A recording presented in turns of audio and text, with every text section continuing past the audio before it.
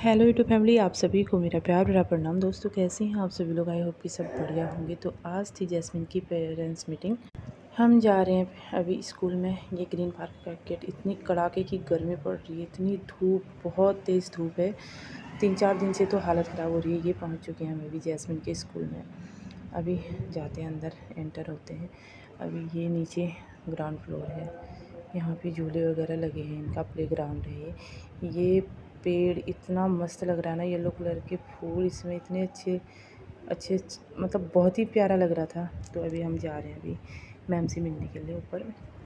इसके टेस्ट हुए थे, कल से छुट्टियां पड़ रही हैं, तो आज लास्ट डे था स्कूल का। फिर 1 महीने की पूरी छुट्टियां रहेगी जून में। अभी 1 हफ़्ता तो मई का भी बचा है, तब तक 1 हफ़्ते तक तो इनका समर कैंप लगने वाला है स्कूल में। फिर मैम से मिलने के बाद हम आ गए थे नीचे। ये अभी खेल रही है, इधर स्विंग कर रही है। मिलते हैं नेक्स्ट व्लॉग में। आज के लिए इतना ही काफ़ी। Bye bye.